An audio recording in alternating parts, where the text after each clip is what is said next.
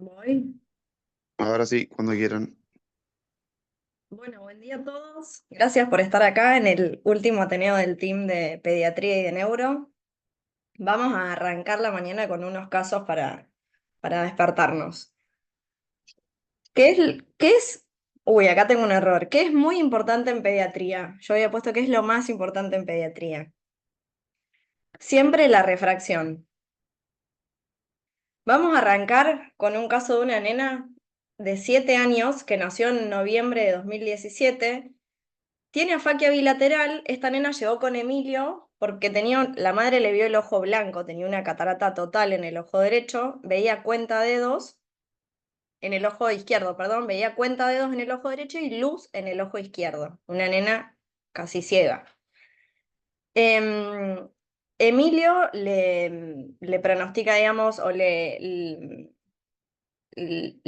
recomienda hacer una facovitrectomía diagnóstica porque no se podía ver adentro del ojo y una vez que la operan, hacen el diagnóstico de artritis idiopática juvenil. ¿Por qué traigo esta nena? Porque a nosotros sobre todo a mí se me presentó la duda últimamente, es una nena que ya está cerquita de cumplir los 8 años y que nosotros venimos haciendo manejo de la faquia con lente de contacto.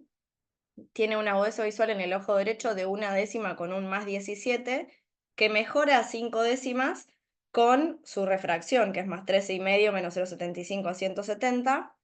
Y el ojo izquierdo también tiene 1 décima con un +18, que mejora a 6 décimas con el +13,50. Pero de cerca, con el +17 y el +18 aéreo que tiene ella, ve 20/30, que obviamente no lo llega a ver con el +13,50 porque está fáquica.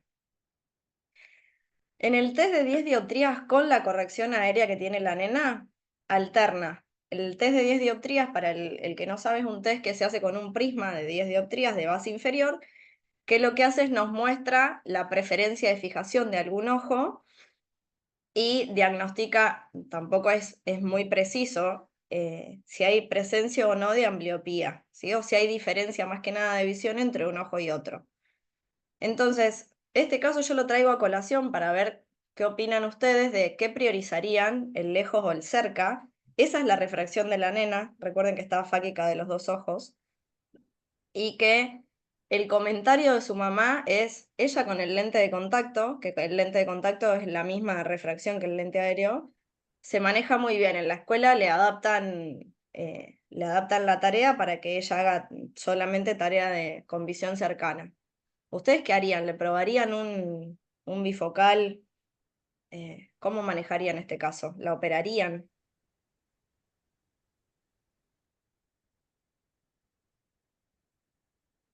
Bueno, ninguno quiere responder. ¿Qué edad No sé de tiene? qué la podrías operar. A ver. Juli, ¿qué edad tiene? Tiene 7 años, cumple 8. Y ponerle un Artisan, por ejemplo. Eh, Y a los 7 años le pones un 7 Artisan. años, sí, un Mm. poco poco, ¿no? Pues la refracción le va a cambiar. Y no le dejaron restos de cápsula, nada. O sea, no se le puede poner una lente en su lugar. No, nada. A los 7 años ya está Se bastante podría. desarrollado el ojo, así que tranquilamente se podría. De hecho, a los 2 años de edad ya está recontra descrito en cientos de miles de casos de donde se puede poner lente ocular. El otro día Cierto. Iribarren habló de la demetropización del ojo y ya se sabe que a los 2 años está desarrollado en un 80%. Así que 7 años se supone que se podría. Pero básicamente la chica tuvo una uveitis, tiene el ojo seco, pero tiene buena. A la larga anda bárbara con anteojos. No tiene problema. Bueno, también es eso, escuchar lo que te dicen los padres y que por ahí que es más fácil para el manejo, porque recordemos que acá los que hacen la tarea son los papás, Si no los tolera bien niños. la lente de Entonces, contacto, yo seguiría con lente de contacto. tiene buena tolerancia para el lente de contacto. El problema es que de lejos no ve, o sea, ve 1 décima. Sí, igual no va a ver de lejos. Bueno, no sé. Es complicado. No sé. Bueno, yo le había planteado a Adolfo por qué no pensar en un bifocal, en un top executive, para que tenga buena visión de lejos y de cerca. No sé el tema del tallado del lente y demás con su refracción, ¿no? Porque bueno, ella logra 5 y 6 décimas de lejos.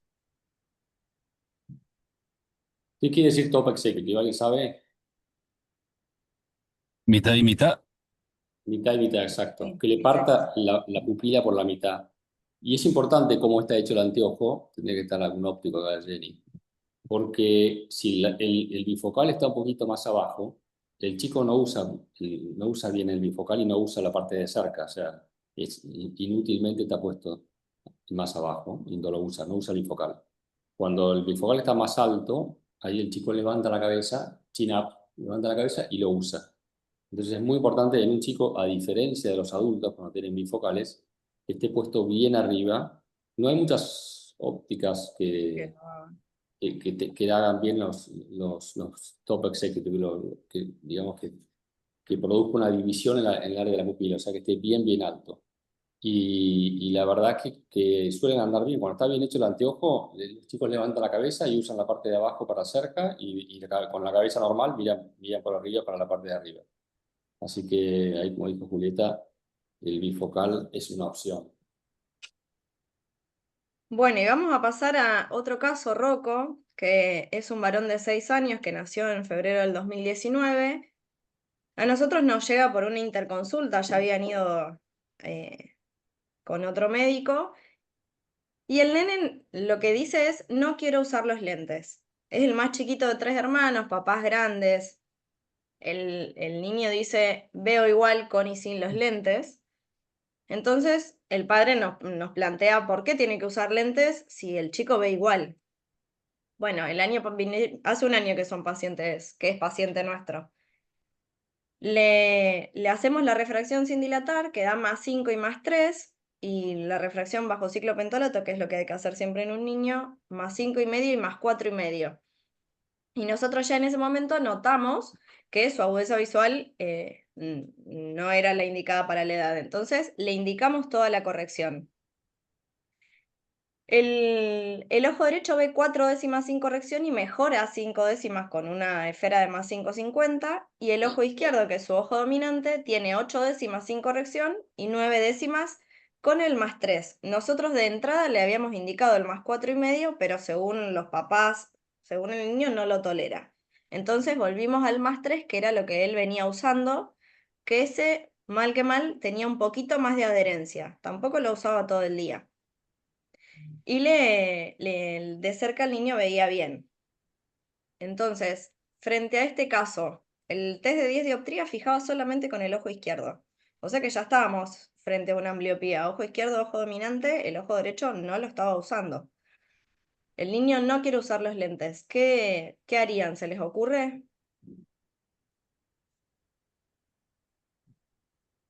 Yo creo que siempre tenés que lograr que use los lentes, sobre todo en una hipermetropía. Siempre nos enseñaron ustedes que si no corregís la hipermetropía en su totalidad, va a ser una ambliopía. Entonces, de alguna forma tenés que lograr que lo utilice o lente de contacto, lo que fuera, para que a lo mejor no lo está utilizando porque lo cargan en el colegio. No sé. No sé cuál es la razón por la cual no quiere usar los anteojos. Se Sí, los ¿por qué? atás, ¿Cómo? se los atás. Sí, sí, tiene tiritas todo, pero bueno, no, el niño maneja a los papás también. Ahí está el ¿Cómo? problema, ahí está el problema. Yo creo que es un problema de los padres. Que Sí, me disculpen, pero nos ha ocurrido y lo vemos con mi esposa y con Viviana. Si los padres se ponen, el niño usa los lentes. El problema es que el tercer hermano y no que lo maneja los padres. Quiere usar bueno. los lentes. En la última consulta, el niño entra con los lentes en la mano, el padre hace este comentario de que él ve igual con y sin los lentes, entonces es un nene muy lúcido, no es que por ser chiquito no entiende, y les muestro, y ahí el padre se quedó con la boca abierta, como diciendo, ah, ok, del ojo derecho no ve tan bien. Entonces, el primer paso siempre es indicar bien el lente. Nosotros con este nene nunca pudimos lograr tener una buena adherencia al lente. Después hay que empezar a pensar en hacer un parche, obviamente tapar su ojo fijador para que levante la visión del ojo que más le cuesta. Pero este nene no tenía adherencia ni a los lentes, entonces lo que hicimos es indicar atropina y vidrio neutro en su ojo izquierdo, que es su ojo bueno, es decir, hicimos la penalización, y lo vamos a controlar a las 6 semanas para ver si su ojo derecho levantó un poco o no su visión. Pero como conclusión, en pediatría, lo primero, hay que evaluar siempre la refracción bajo cicloplegia. Siempre primero dar bien el lente y después hacer manejo de la ambliopía, ya sea con parche o con penalización. La atropina al 1% se puede indicar solo para ambliopías moderadas. Vos no podés penalizar un ojo bueno, penalizar el ojo bueno, entre comillas, cuando tiene menor visión, porque estás ambliopizando los dos. Y saber que la mejora en la agudeza visual es inversamente proporcional a la edad. Isabela tenía 7 años, casi 8 en 2 meses, y Rocco tiene 6 años. Entonces, explicarles esto a los padres e insistir en la adherencia del tratamiento, porque los que en algún punto vamos a influir en la vida y en el futuro de ese niño, vamos a ser los oftalmólogos. Así que eso para que nos lo llevemos. Pero como anécdota cortita, hace años yo fui a reemplazar a un médico que se había ido de vacaciones y me tocó en el consultorio una chica que era Down, muy profundo, o sea, no hablaba, no se expresaba y casi no podía moverse porque tenía una miopía que cada vez estaba peor. Estaba aumentando, aumentando, aumentando y cada vez se podía desplazar y mover menos, obviamente que no leía. A mí me pareció raro, yo no soy ningún experto en hacer refracción, pero la chica ni me miraba, no podía hacerle esquiascopía ni nada. Me la llevé al consultorio y le hice una ecografía y una ecometría. Lo que tenía era hipermetropía, no tenía miopía. Le dimos un anteojo de +6 y a la chica le cambió la vida, caminaba por todas partes. Así que Bueno, es realidad. sí, Sí, es así y muchas que veces hay un influimos mucho. concepto que los oftalmólogos, incluso los oftalmólogos pediatras, no lo tienen claro, que es primero dar bien el anteojo, después ves si haces parche o no haces parche. Porque muchas veces arrancan con, por ejemplo, típico caso, una ambliopía de un ojo, y ya arranca con parche de entrada. Primero darle la corrección, y la corrección bien hecha es hacer una buena cicloplegia, mínimo 2 veces de ciclometolato, esperarlo el tiempo que haya que esperar, y le das el anteojo correcto, full hipermetropía, dale toda la corrección, y esperás un tiempo. Si después de un tiempo no mejora, recién ahí haces el parche, porque muchas veces hacen parche de entrada cuando en realidad ni siquiera el parche va a servir, porque tiene mal hecha la refracción. Entonces, el concepto que tiene que quedar claro a todos los oftalmólogos es que primero se da el anteojo con toda la corrección y recién después, ahí como dijo Cristian, si no le das toda la corrección se ambliopiza y esperás un tiempo. Y muchas veces con darle bien el anteojo, con eso solo ya mejora y después y se evita el parche, que es bastante complejo a veces para los padres. Adolfo, Adolfo. yo no sé los demás, pero yo he visto muchísimos casos que le dan una parte de la corrección. El chico tiene -3 y le dan -1,50. Tiene +3, le dan +1,50. Con el tema dicen, no, porque se va a acostumbrar y le va a empeorar la visión. Eso, aparte de ser un mito, ¿tiene algún sentido común? Yo No, creo que no, no. no, no tiene ningún sentido común. Y eso siempre, bueno, justamente cuando se habla de cataratas congénitas, otro de los grandes errores de los cirujanos cuando operan, le dicen, bueno, lo voy a dejar hipermétrope para que cuando el ojo crezca sea emétrope, porque si yo lo dejo emétrope ahora, cuando sea más grande se va a miopizar. Y ya sabemos, en la clase de ambliopía siempre decimos, lo que más ambliopiza el ojo es la hipermetropía. Ni te cuento si la hipermetropía no tiene manera de compensar porque es afáquico, con lo cual peor, o pseudofáquico, con lo cual peor aún. Entonces, siempre hay que tener en cuenta eso, la hipermetropía es muy ambliopizante, la miopía no tanto, ¿no? De hecho, podés estar con un -2 hasta un -3 si sos chico y no tener anteojos que no te dan ambliopizar porque la vida de los chicos es de cerca. Perdón, Adolfo. entonces, perdón, entonces vos decís que cuando le calculás un lente secundario a un chico de 2, 3 años que está a lo mejor operado desde chiquito, tenés que dejarlo en métrope ahí. Sí, lo dejás en métrope porque se va a miopizar rápidamente y la miopía no es un drama para un chico que está desarrollando la visión, más cuando ve bien de cerca. Ok. ¿Qué hace el chico? Un chico que sea, digamos, hipermétrope y pseudofáquico. ¿Cómo ve No, de tiene que cerca? usar los lentes, sí. Entonces, ¿para qué le pones un lente intraocular si tiene que usar los lentes? Bueno, pero la idea por ahí es que después no quede con un -12, que quede con un -4, qué sé yo, Bueno, generalmente a termina lo con largo un de la vida. -4. Sí, no, en general termina con un -4, -5, -6. Sí. Yo los que me han quedado muy miopes, fueron los que ya Sí. de entrada le erré la ecometría. Entonces, ok. a veces es difícil hacerlos a un chico porque no colabora, entonces le calculás No, el sí, dibujas. Entonces, sí, ya me quedan miopes de entrada. Bueno, entonces, como ya te quedan miopes de entrada, bien. entonces ya, sí, obviamente te va a progresar la miopía. Y lo otro es que no sea un glaucoma congénito, ¿no? Dale, Asociado. gracias. Adolfo, Sí, coincido totalmente con vos. Yo creo que tenemos un grave problema. Las nuevas generaciones, bueno, nosotros nos salvamos porque tenemos a Carlota y todo el equipo de ella que refraccionan. Entonces, pero no le enseñan a refraccionar a los médicos jóvenes, usan solamente el autorrefractor. Y realmente cambia totalmente. La refracción es fundamental para el manejo de los chicos. Realmente no le ponen ciclopentolato, no tienen la paciencia de esperarlo y estamos viendo que le meten el autorrefractor y le dan los lentes con eso. Realmente es un problema para el futuro porque los chicos jóvenes no están aprendiendo a hacer refracciones. totalmente de acuerdo. Es exactamente así. Incluso estos aparatitos nuevos que vienen, estos autorrefractómetros portátiles, que hacen dibujitos, yo los he visto cuando fui a esas misiones ahí a la campaña, no tienen la certeza que te da la esquiascopía. Porque además tenés que fijar, digamos, te da 1 segundo, 2 segundos como para que el chico fije y te hace la refracción y muchas veces te da muchísimo más hipermetropía de lo que tiene o muchísimo más miopía de lo que tiene. Así que ni siquiera esos aparatos son muy exactos, son muy marketineros, pero no son para nada exactos, con lo cual, por ahora, la esquiascopía a la esquiascopía no le gana a nadie. Y el que sabe hacer esquiascopía, le mirás el reflejo y es nada, realmente es 1 segundo, literal. Ya ves el reflejo, si está muy oscuro, si no, ya sabes si tiene una alta hipermetropía. Con lo cual, ese es un problema, por eso se ven tantas ambliopías, porque sí, efectivamente, el autorrefractómetro a veces no es suficiente para hacer una buena refracción. Una pregunta, ¿la penalización con atropina al cuánto por ciento es y cuántas veces? Al Al 1, una vez por 1%. día. Adolfo, ¿hasta qué edad le dan batalla a la ambliopía? Hablaron de una nena de 9 recién, Juli. ¿Hasta qué edad le... 7 tenía Cande. Lo que tratamos generalmente es hasta los 8, que es la ventana por ahí de plasticidad neurosensorial. Podés seguir intentándolo, pero como dije, la mejora es inversamente proporcional a la edad del paciente. Ajá. Ok. Bueno, vamos a pasar ahora a los adultos.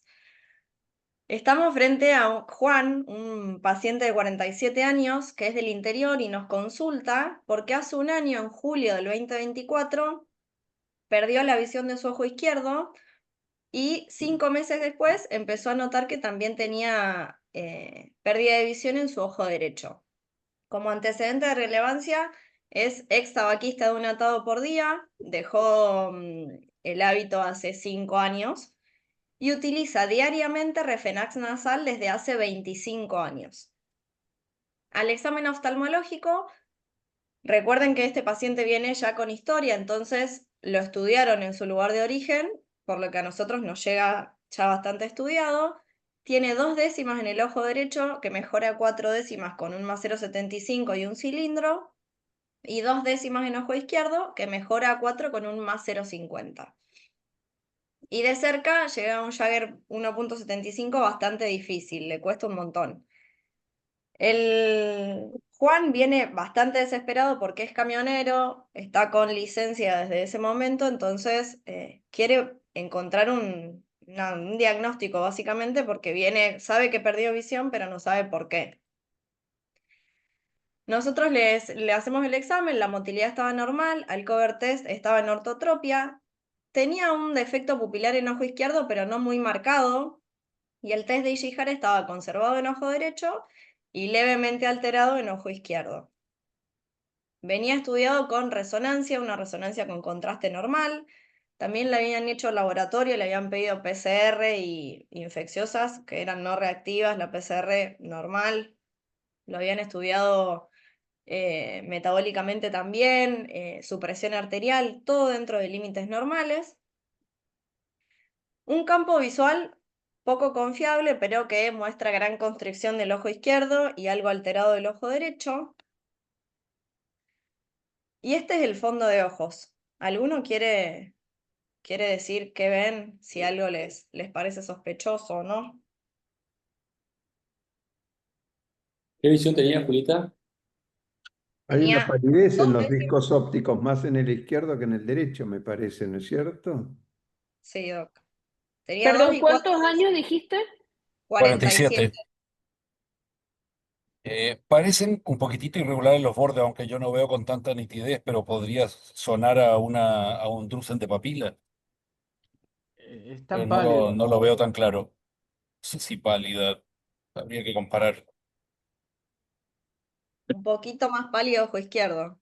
Está más pálido, sí, sin lugar a dudas.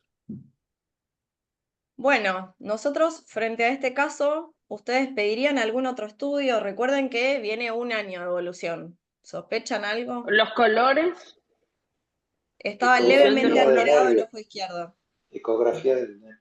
Yo pensaría en una neuropatía óptica isquémica por el vasoconstrictor. Sí, Bien, Eduardo, bien, bien. y por la edad. La Es verdad, Sí, joven. porque la Darío, verdad es medio sí, pero joven. no tiene edad de Leber, qué sé yo. Claro, Es joven, pero no tan joven. Bueno, claro. también habían sospechado un Leber y le habían pedido un genético que todavía no se lo estaba en proceso, todavía no habían tenido el resultado. Nosotros decidimos pedirle nuevamente un campo visual porque había pasado mucho tiempo desde el primero y se ve que tiene no es un patrón característico, pero tiene gran constricción de ambos ojos a predominio del ojo izquierdo y en el campo visual de Goldman se ve bastante más la constricción, fíjense que tiene como si fuera una hemianopsia de ambos ojos. Entonces, frente a este caso, nosotros llegamos al diagnóstico muy raro de una neuropatía óptica isquémica bilateral por uso de vasoconstrictores. El vasoconstrictor, por más de que actúe localmente, también está descrito que hace algo de vasoconstricción sistémicamente y afecta a las ciliares cortas posteriores y de esta forma, bueno, le afectó la circulación del nervio óptico. Era un nervio óptico chiquito, fíjense que recuerden que no tenía excavación. Entonces, frente a factores predisponentes, se puede dar que se presente una neuropatía óptica isquémica, no arterítica. Y traje a colación un segundo caso de una paciente femenina de 86 años, Nancy, también del interior, que empezó 10 días antes de consultar con nosotros con cefalea, tenía dolor de oído, tuvo 2 registros febriles y ella nos refiere que le dolía el pelo, tenía dolor en el pelo. 5 días después de que empieza con todos estos síntomas, amanece sin visión del ojo derecho y con el paso de las horas empieza a ver borroso el ojo izquierdo. Entonces, bueno, frente a este caso, tiene un hijo médico, deciden internarla, la internan, le hacen una tomografía, una resonancia que da normal, le piden un laboratorio y en el laboratorio tiene una eritrosedimentación de 88, una PCR de 24 y tiene las plaquetas alteradas, tiene trombocitosis. Entonces, si tiene cabeza de león, patas de león y cola de león, estamos frente a una neuropatía óptica isquémica, pero arterítica, 86 años y todos los Perdón, y síntomas. con un fondo normal. Ahora lo voy a mostrar. Bien. En ese momento a ella la diagnostican como una neuritis óptica y le dan corticoide. Le dan 80 miligramos y lo bajan rápidamente, a los 10 días ya estaba con 20 miligramos. El examen oftalmológico nuestro tenía una agudeza visual en el ojo derecho amaurosis y en el ojo izquierdo tenía 4 décimas con una miopía de menos 2,5 y ese cilindro. Y el cerca era Jagger.75, medios difíciles, pero que los veía, lo podía leer. Tenía defecto pupilar en el ojo derecho, test de colores, abolido completamente ojo derecho, normal ojo izquierdo, y este es el fondo de ojos. A nosotros nos llevó a los 10 días de empezar con los síntomas. Fíjense que ojo derecho ya se ve cierta palidez en la papila, por más de que está edematosa. Fíjense que hay atrofia también peripapilar a nivel de la coroides y el otro ojo, que es el que conserva las 4 décimas, el ojo izquierdo, tiene bastante edema. Entonces, frente a este cuadro, quiero traerlo como como importante que sepan que esto es una urgencia neurooftalmológica, hay que dar tratamiento. El tratamiento es con corticoides, se da 1 miligramo kilo día con un máximo de 60 miligramos por día y hay que repetir laboratorio hasta que se normalicen los valores del laboratorio. Es una vasculitis de medianos y grandes vasos, entonces hay que saber que esto nos puede afectar la visión y dejarnos ciego. No confundir neuropatía con neuritis, que son dos cosas diferentes. La neuritis generalmente se presenta en personas más jóvenes, se asocia a enfermedades desmielinizantes, no tiene afectación tan marcada de la visión y generalmente recuperan un poco. Entonces, por ahí que quede claro ese concepto.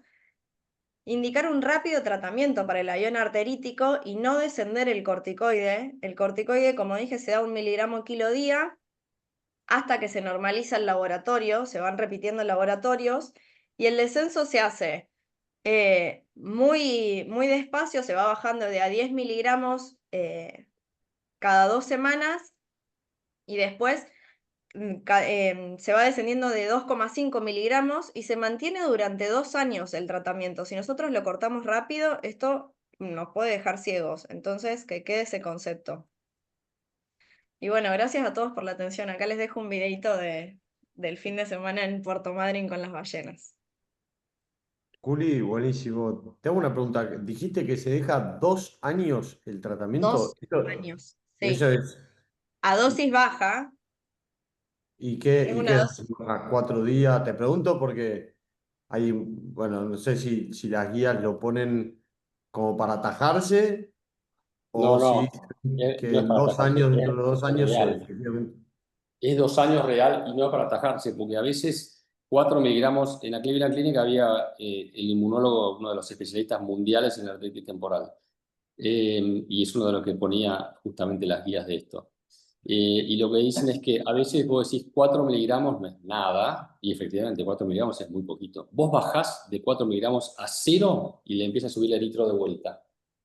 Entonces hay casos que ya se han visto, no porque es para atajarse, sino porque realmente pasó que pacientes que llevan 1 año de tratamiento dicen, bueno, ya está bien, ya está todo normal, le suspenden el tratamiento del todo y vuelve otra vez a levantar un poquito la eritrosedimentación y la proteína C reactiva, o sea que vuelven los índices inflamatorios.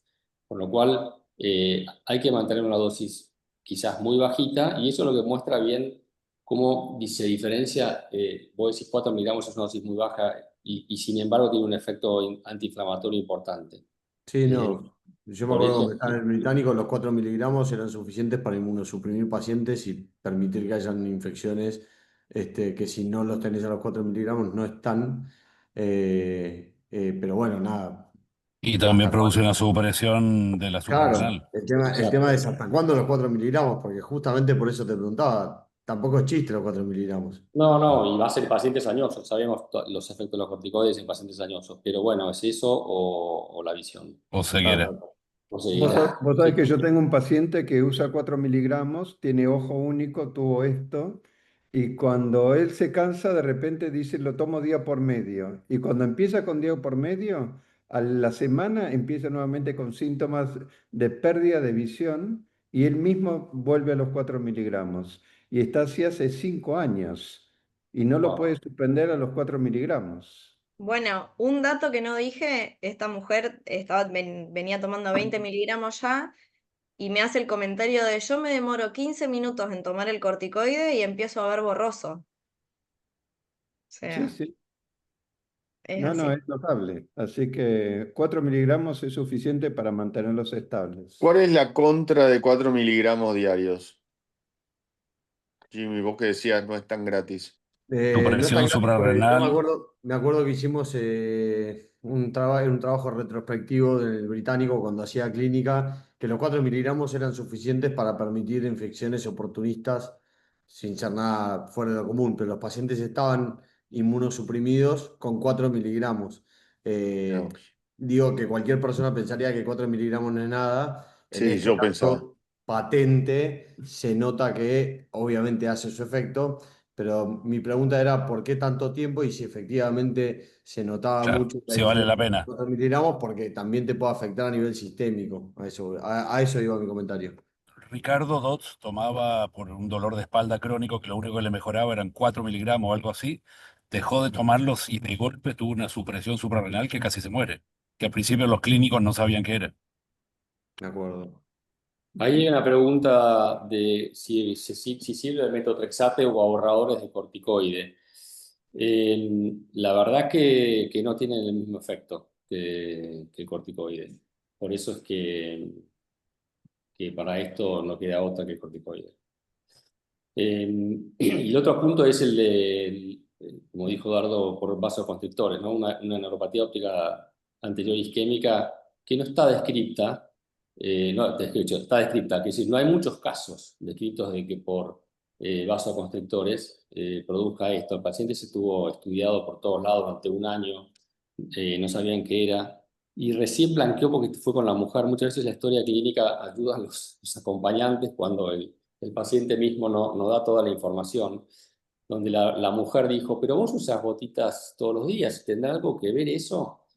Y el paciente dice, sí, yo sí no siento que la nariz la tengo tapada, así que uso gotitas para la nariz, pero ¿desde cuándo? Tenía 47 años. No, eso desde adolescente. Pero como todos los días. Sí, todos los días de mi vida, si yo no me pongo la gota de congestiva nasal, siento que no puedo respirar bien. Así que ese es un paciente donde, si la simple pregunta de qué medicación está usando nos lleva al diagnóstico, porque tenía discos de riesgo con poca excavación y bueno, evidentemente el uso de vasoconstrictores nasales durante toda su vida le produjo un fenómeno isquémico, ¿no? Así que tampoco es gratis el hecho de vasoconstrictores nasales, son muy adictivos y bueno, es uno de los casos donde acá produjo una neuropatía óptica isquémica, que está ese caso que mostró ahí Julieta, ese artículo, pero no hay muchos casos descritos, ¿no, Julieta? No, solamente 2 encontré. Y uno de neuropatía óptica bilateral y otro asociado a oximetazolina. Bien. Entonces ahí le ahorramos mucho, bueno, le explicamos al paciente y por supuesto el paciente va a tratar de suspender la medicación de alguna manera, ¿no? A veces los otorrinos les queman los cornetes porque es una adicción ya que tienen la medicación y sienten que si no lo usan está completamente congestionada la nariz y no les entra aire y bueno, muchas veces hay atrofia de la mucosa, etc. Entonces que eso para consulta con otorrino, lo mandamos al otorrino para que trate de sacarle de esa adicción.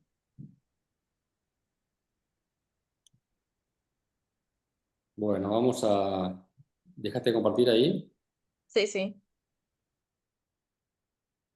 Bueno, vamos a ver otros casos. A ver.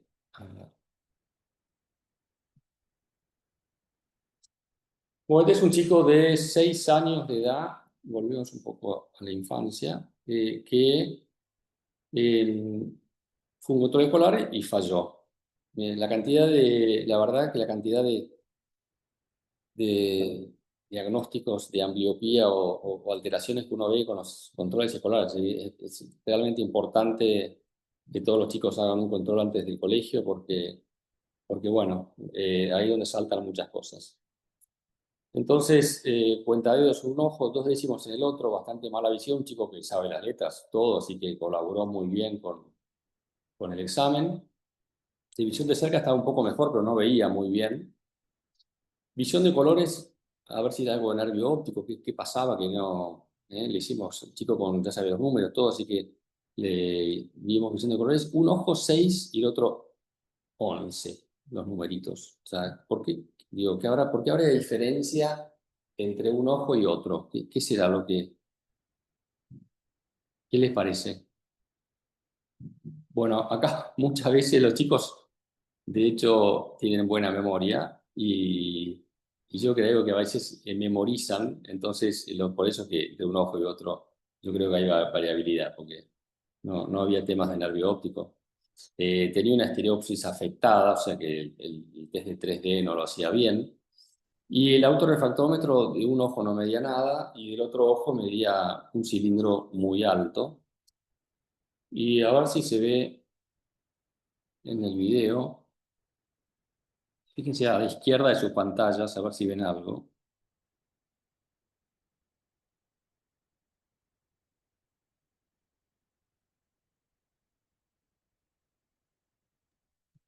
Un Un nistagmo. nistagmo. Un nistagmo parece. Horizontal.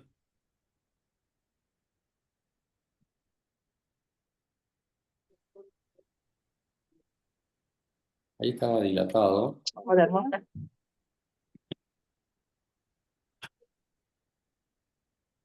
Y que ahí está quieto.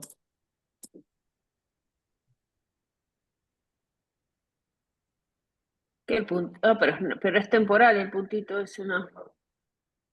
Sí, en realidad es en todo el iris. Si uno lo ve.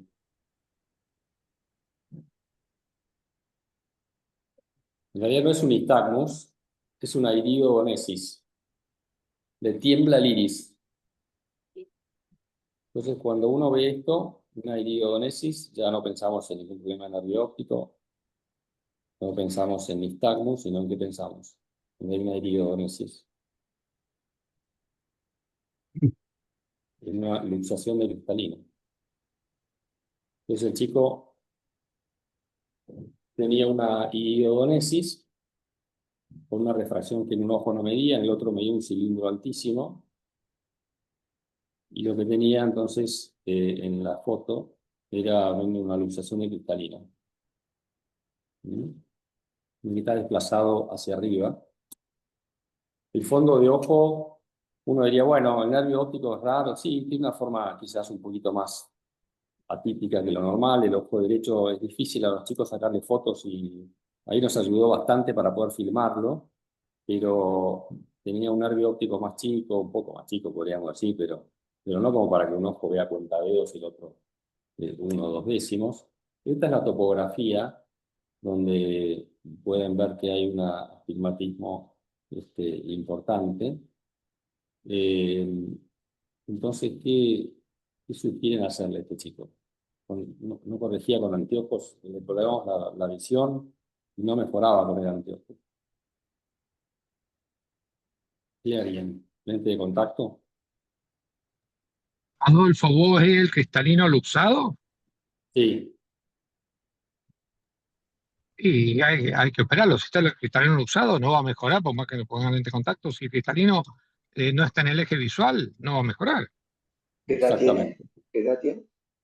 Tiene 5 años. Y es probable que empeore. Exactamente. Entonces hay que operarlo, ¿no? Obviamente no corrige cuando hay, y no solamente que cuando hay una luxación de cristalino, hay veces que con un astigmatismo esos de cristalino irregulares, por más que le pongas un aéreo, un lente de contacto o algo, no mejoran para nada, con lo cual a ese paciente lo operamos. Voy a seguir un poco la presentación y después, si nos da el tiempo, vamos a mostrar el video. Estos casos son quirúrgicos, claramente. Cuando hay una ambliopía por esto, lo que hicimos fue una lensectomía y una colocación de artisa, por más que tenga 5 años. Y la verdad es que, si bien hay otras, después vamos a hablar de otras técnicas para tratar la faquia, pero los artisan, digamos, son seguros y corrigió muy bien la visión.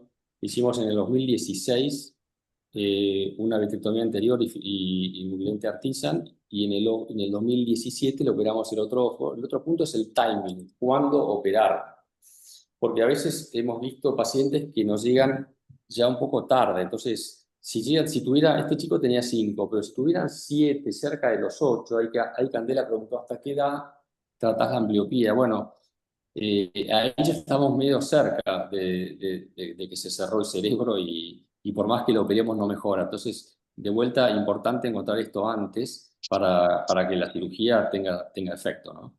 Si yo veo un paciente que tiene esto y ya tiene 8 o más, dudaría de operarlo, bueno, o quizás lo opere igual, pero quiero decir, hay que saber y explicárselo a los padres que quizás una cirugía ya a esa edad no va a tener una buena, un buen resultado. Por eso es importante el timing de la operación, cuándo hacerlo, y no es que sea muy chico, sino al revés. Tiene que ser chico para que la cirugía tenga un buen resultado. Este es el paciente que lo vi hace poco. Yo no soy muy alto, que digamos, no llego al 1,80 m, pero este chico tiene 15 años y miren cómo ya me saca casi una cabeza. O sea que este chico lo que tenía es un síndrome de Marfan, le operaron las rodillas, le operaron los pies, tiene algunas alteraciones esqueléticas. Entonces, tener en cuenta que pacientes con luxación de cristalino hay que tener una evaluación sistémica. Y lo vimos hace poco, varios años, casi 10 años después, y la verdad que el chico tiene una excelente visión, por lo menos, y tiene casi 9 décimos con una leve miopía. Recién hablábamos de cuánto dejarlo a un chico, si dejarlo de hipermétrope, claramente no lo vamos a dejar hipermétrope. Se miopizó un ojo, el otro no tanto, me quedó un astigmatismo. Y el ojo izquierdo no está tan centrado el lente como pueden ver, pero suficiente para que esté bien en el eje visual. A veces es más fácil clipearlo cuando el primer clipeo está medio cerca de la incisión, ya el segundo clipeo tiene que ser más abajo para que quede más o menos centrado. No hemos tenido problemas de endotelio y la verdad que si bien hay otras técnicas que después vamos a mencionar, la verdad que el lente estructurado a iris o lente fijación iridiana, mejor dicho, tiene buenos resultados, no tiene problemas de endotelio. De hecho, tengo pacientes que tuve uno, que es la cirugía de que si nos da el tiempo les muestro, donde el paciente le pusimos una artisan por un lente subluxado y al mes concurrió de vuelta. Sí, exactamente un mes después se había peleado en el colegio, le habían pegado una trompada en el ojo y era imposible revisarlo porque tenía el ojo hinchado, edema de ambos párpados, no le podíamos abrir el ojo. Le dijimos a los padres, bueno, vamos a dormirlo, porque es la única manera de revisarlo. Lo dormimos, le abrimos los párpados y el lente estaba en su lugar. O sea que incluso resistió la trompada el lente artisan. Con lo cual, es una buena opción para lentes subluxados. Tener en cuenta que la subluxación de cristalino, bueno, el Marfan se lleva casi todas las causas, pero tener en cuenta la homocistinuria, que son pacientes que la homocistinuria por defectos metabólicos, también hay que hacer la averiguación porque tienen a veces hábitos marfanoides, con hiperlaxitud, etcétera. Con lo cual, todo paciente que tenga digamos, una luxación de cristalino, hay que con el pediatra hacer una evaluación de la homocistinuria. Justo de eso hablaron en el congreso del fin de semana en Puerto Madryn, donde habló una pediatra de la homocistinuria que pueden tener fenómenos tromboembólicos y de alteraciones digamos, cognitivas por embolización a nivel cerebral. Por eso es tan importante la homocistinuria, de detectarla precozmente, así es tratada y por lo menos no tiene fenómenos tromboembólicos. Otra causa, el Well Marquesani, lo contrario del Marfan, son pacientes donde uno le pide radiografía de la mano, son dedos cortos, son chicos al revés, petizos o de baja estatura, en lugar de Marfan, que es de alta estatura. Y a veces, lo bueno que sé, yo tuve uno en la guardia una vez que me cayó con un cristalino totalmente en cámara anterior, se había pasado a cámara anterior. Son los que tienen microesferofaquia. Escribí un capítulo en el Fraunfelder de microesferofaquia, donde muchas veces tienen glaucoma por bloqueo angular y requiere la lensectomía en estos casos para evitar el daño por el glaucoma. Ectopía lentis et pupila bueno, es una entidad donde en realidad uno no ve la causa, tiene luxación de cristalino en ambos ojos, son ojos nanoftálmicos, esto lo presenté con Elías Trabolsi cuando estaba haciendo el fellowship. Traumatismo, más común que quizás que todos habrán visto la subluxación de cristalino por trauma, y bueno, en chicos no lo van a ver, pero la pseudofoliación es otra de las causas de subluxación de cristalino. Nosotros tratamos 12 pacientes con subluxación de cristalino, donde le hicimos lensectomía anterior, vitrectomía anterior y afaquia. Fíjense que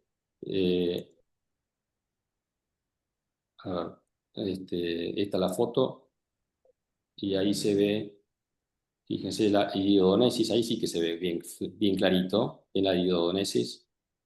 Entonces, fíjense cómo se mueve ahí el iris. Entonces, siempre hacer una buena biomicroscopía, especialmente hacer los miradas en los laterales. Cuando uno detecta la iridodonesis, entonces pensar en que hay un cristalino luxado. Típicamente se dice el Marfan hacia arriba y hacia adentro, a veces no es tan importante hacia dónde se luxa, pero saber que muchas veces, bueno, no queda otra. Fíjense que ahí, por más que lo corrijamos con un anteojo, el paciente no le va a mejorar ni con lente de contacto para nada, con lo cual no queda otra opción que hacer una lensectomía. Tengo pacientes donde le hice en un solo ojo, 22 ojos de 2 pacientes unilateral. Lo hicimos en el 2006, el último que hice fue en el 2023, edades entre 5 y 18. Y tener en cuenta acá, la complicación que tuve fue el desclipeo en 2 pacientes. Uno, 1 año después de haberlo operado, y otro paciente 5 años después de haberlo operado. Se me desclipeó el lente y tuve que, nada, dormirlo y volver a clipear. La verdad que generalmente no es complicado de clipearlo, porque ya siempre está agarrado de una áptica, con lo cual es más fácil. Hay que ponerle viscoelástico y enseguida uno lo clipea de vuelta.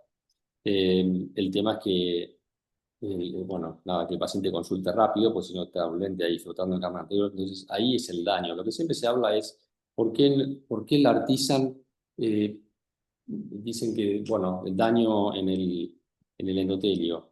Y lo que el Artisan daña en el endotelio es el momento de la cirugía, o sea que es muy cirujano dependiente. No es el lente el que daña el endotelio, sino el cirujano.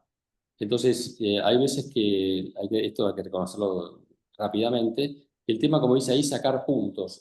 Muchos pacientes, y el problema que hay en los chicos cuando tienen puntos, es que obviamente en el consultorio es difícil sacarlo y tenés que dormirlos. Entonces, a veces lo que hacemos es, le operamos un ojo y cuando le vamos a operar el segundo ojo, ya le sacamos todos los puntos del anterior, cosa que ya tenemos un ojo menos que haya que sacarle puntos.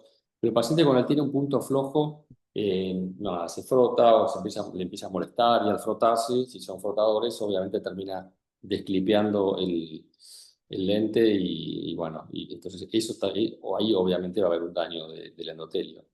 Entonces, tener en cuenta que todo paciente pediátrico que uno no puede sacarle puntos en el consultorio, bueno, nada, tiene que dormirlo. Así que la anestesia es muy importante en el manejo de esta patología.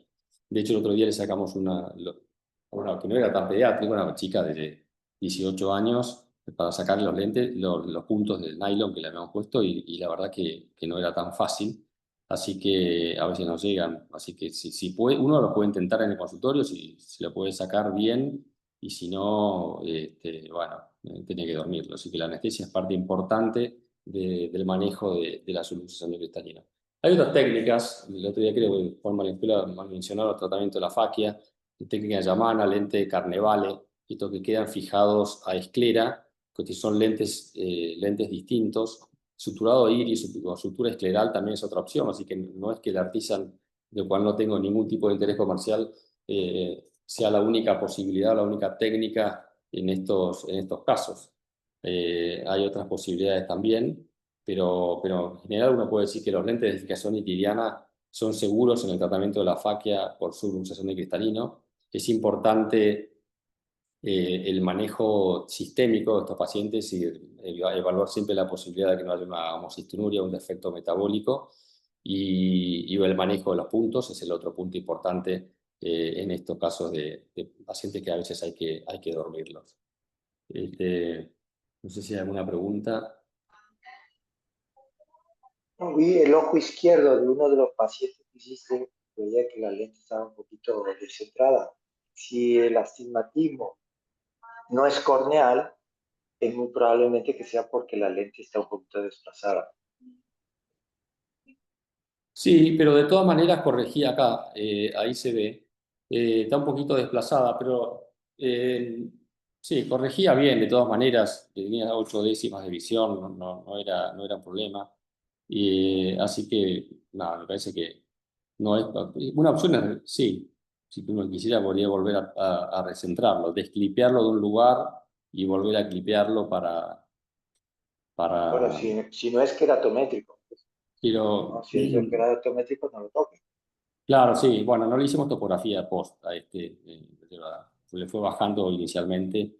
Yo creo que puede ser que le quede algo keratométrico porque tengo muchos artisan puestos que no están perfectamente en el centro y sin embargo digamos, tienen buena visión. Así que yo creo que esto es un tema de puntos. ¿Viste? Es muy probable que esto sea keratométrico, no por el descentrado.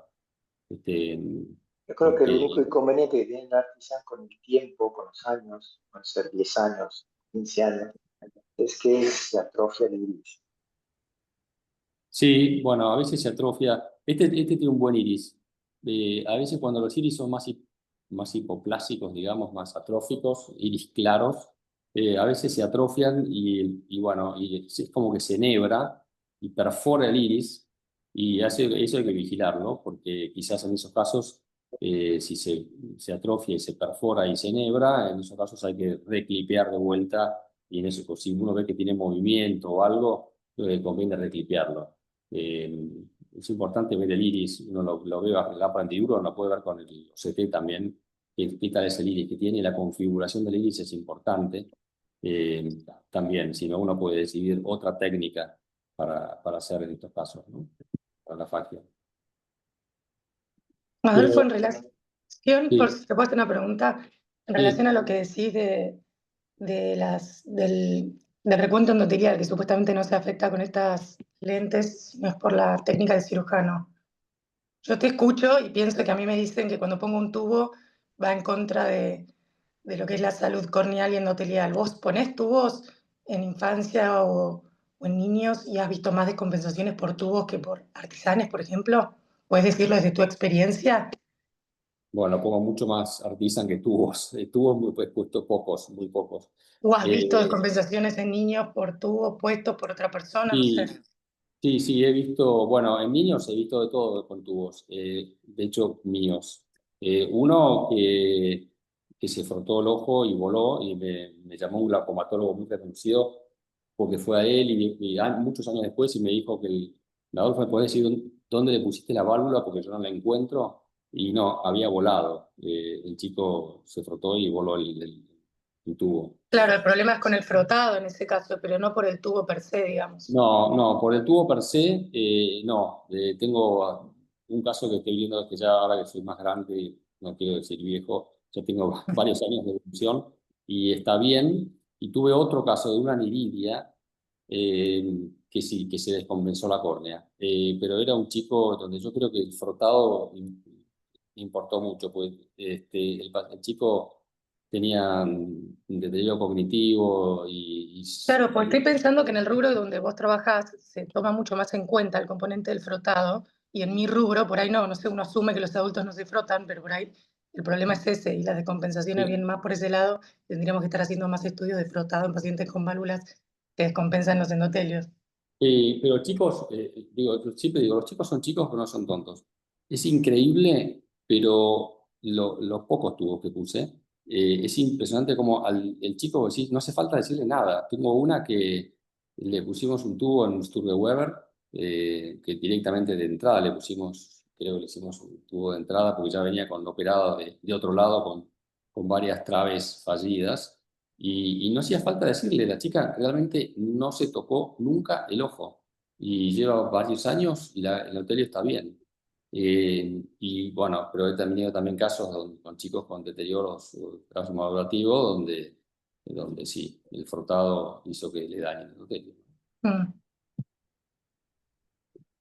Hay que ponerse a estudiar a los frotadores. Sí, bueno, sí, eso es importante, pero hablando del lente artisan, en realidad si vos le sacás el punto, lo dejás sin puntos, ya ahí sacás un factor. Porque he tenido lentes artisan dislocados en chicos que se han frotado el ojo. No hablo ahora de luxación de cristalino, hablo de cataratas congénitas, donde le puse lentes artisan pediátrico para después el día de mañana poner uno en el sulcus y me ha pasado que sí, que por un solo puntito flojo de nylon el chico se frota y termina luxándose el lente y hay que ponérselo de vuelta. Una vez me llegó un paciente con el ojo colorado que había seguido la guardia, pensaban que nada, por la madre pensaba que era conjuntivitis y en la guardia dijeron no, está luxado el lente y hubo que que reclipearlo. Así que siempre tener en cuenta el manejo de los puntos en los chicos, que es muy importante.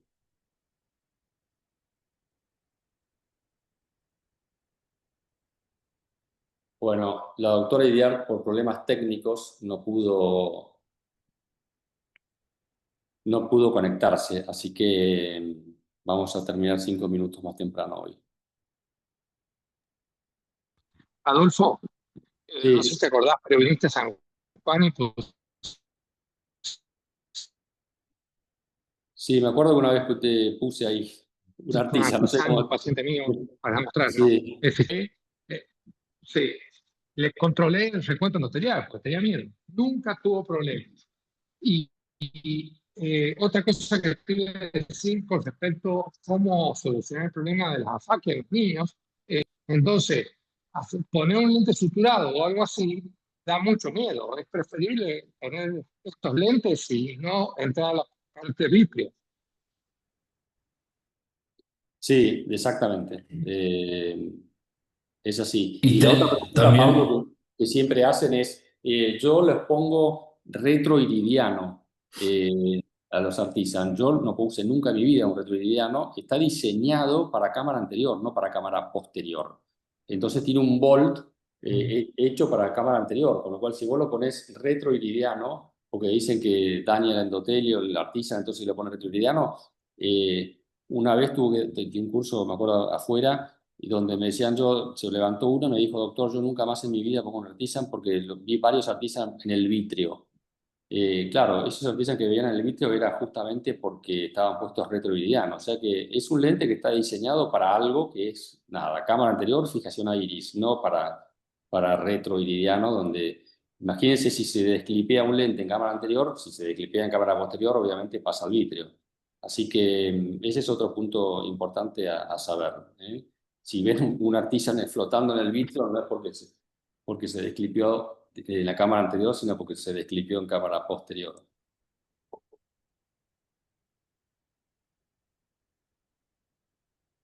Bueno, ¿alguna pregunta? bueno, En realidad lo que ponen de esto retroiridiano lo ponen al revés. O sea, las patitas hacia adelante. Le ponen la lente al revés. Claro. Bueno, Aún así no está diseñado para eso. sí, además hay más dispersión pigmentaria, me imagino, porque estás ahí sobre la parte posterior del iris, con lo cual no le veo muchas ventajas a, a ponerlo retroiridiano. Sí es cierto que es verdad, hay que controlar el recuento endotelial, pero hay un estudio que es un case report, pero está buenísimo porque hace un recuento endotelial de un ojo normal y de contralateral con artisan, y lo que se vio es que hay una enorme baja, la baja de recuento endotelial es inmediatamente después de la cirugía, y después tiene como 10 años de evolución postoperatoria y la curva se aplana, o sea que pierde muchas células endoteliales al principio, que obviamente por el trauma quirúrgico, y ya después lo que tiene lo mantiene. Así que bueno, eso no quita que haya que controlar, por supuesto, hacer paquimetrías o controlar el recuento endotelial cada tanto, pero bueno, no es el problema principal. El problema principal es clipearlo bien, ese es el punto, y que tenga un buen iris.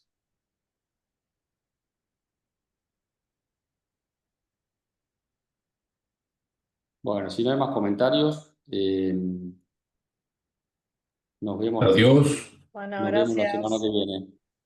Adiós. Gracias. Bueno, hasta luego. Buena semana.